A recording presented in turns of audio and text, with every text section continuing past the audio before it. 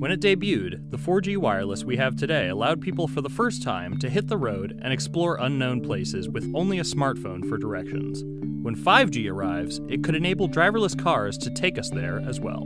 5G stands for fifth generation mobile networks or wireless systems. It's insanely fast and can accommodate a lot more connected devices. But the reason it's being called revolutionary is because 5G will allow connected devices to speak to each other as well as people.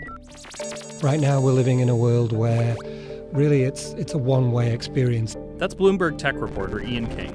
The network talks to your phone, you look at your phone and access data, then you send something back to the network. What we're being told about 5G is that really for the first time we're going to see machines communicating with each other over mobile networks in a meaningful way.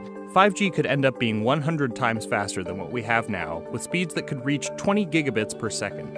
In plain English, that means downloading a full-length HD movie in seconds. 5G will also increase total bandwidth, which we will need in order to accommodate the growing Internet of Things. We're talking about the class of devices like internet-connected refrigerators, thermostats, dog collars, but 5G will enable many, many more. Things like your utility network factories, where machines are just sat there not connected at all.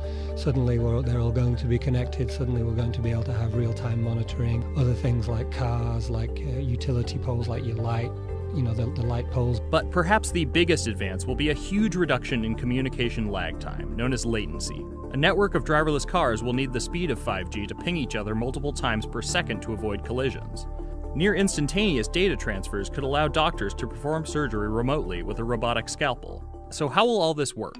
First, you need to improve network density. And that's just a fancy word for saying you put more towers out there. What we're being told is that's not actually the case with 5G. The idea is 5G will not only use the existing mobile spectrum, but also tap into higher frequencies called millimeter waves. Millimeter waves can carry more data, but only travel short distances. This may mean you'll see a lot more of these base stations around town.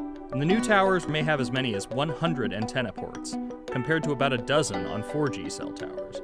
So when will we get 5G? Getting 5G ready is expected to cost providers $275 billion over 7 years in the US alone. Look for the first 5G service to pop up in big cities sometime in 2019.